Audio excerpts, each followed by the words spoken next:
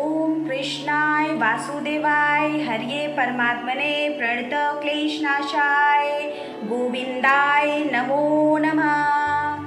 वेणी माधव सकल काम साधव। ओम नमो भगवते वासुदेवाय नमः। राधे राधे भक्तों, welcome back to my channel Shweta Rajput versatile.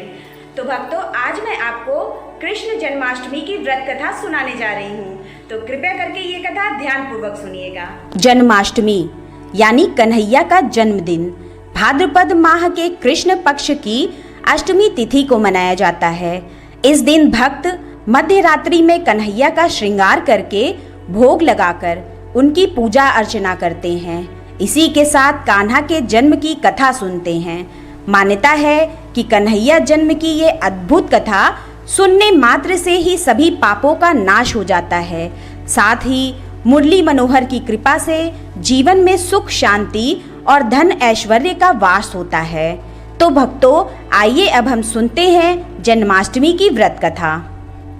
Skanda Purana के अनुसार द्वापर युग की बात है। तब मथुरा में उग्रसेन नाम के एक प्रतापी राजा हुए, लेकिन स्वभाव से वो सीधे साधे थे। यही वजह थी कि उनके पुत्र कंस ने ही उनका राज्य हड़प लिया और स्वयं मथुरा का राजा बन बैठा। कंस की एक बहन थी जिसका नाम था देवकी। कंस उससे बहुत प्रेम करता था। फिर देवकी का विवाह वासुदेव से तय हुआ। तो विवाह संपन्न होने के बाद कंस स्वयं ही रथ हाँकते हुए बहन को ससुराल छोड़ने के लिए रवाना हुआ। जब कंस बहन को छोड़ने के लिए जा रहा था, तभी एक आकाशवाणी हुई कि जिस बहन को वो इतने प्रेम से विदा करने स्वयं ही जा रहा है, उसी बहन का 8वां पुत्र तेरा संहार करेगा। ये सुनते ही कंस क्रोधित हो गया और देवकी और वासुदेव को मारने के लिए जैसे ही आगे बढ़ा, तभी वासुदेव ने कहा कि वो देवकी को कोई नुकसान न पहुंचाए। वो स्वयं ही देवकी की 8वीं संतान कंस को सौंप देगा। इसके बाद कंस ने वासुदेव और देवकी को मारने के बजाय कारागार में डाल दिया। कंस की बहन देवकी ने कारागार में ही 7 संतानों को जन्म दिया और कंस ने सभी को एक एक करके मार दिया।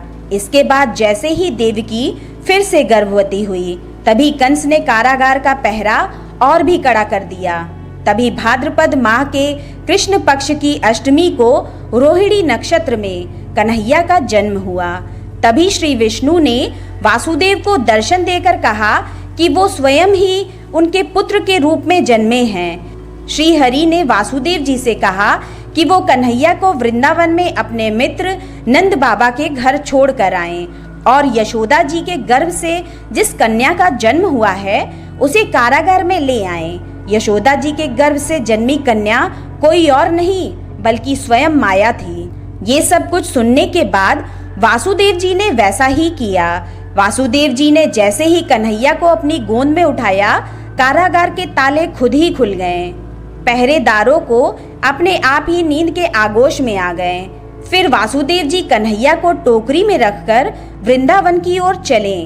कहते हैं कि उस समय यमुना जी पूरे उफान पर थी। तब वासुदेव जी महाराज ने टोकरी को सिर पर रखा और यमुना जी को पार करके नंद बाबा के घर पहुंचे। वहां उन्होंने कन्हैया को यशोदा जी के पास रखकर कन्या को लेकर मथुरा वापस लौट आए। जब कंस को देवकी की 8वीं संतान के बारे में पता चला तो वो कारागार पहुंचा। वहां उसने देखा कि 8वीं संतान तो कन्या है।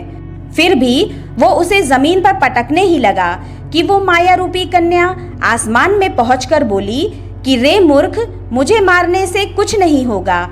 तेरा काल तो पहले से ही वृंदावन पहुंच चुका है और वो जल्द ही तेरा अंत करेगा। इसके बाद कंस ने वृंदावन में जन्मे नवजातों का पता लगाया। जब यशोदा के लाला का पता चला तो उसे मारने के लिए कई प्रयास किए।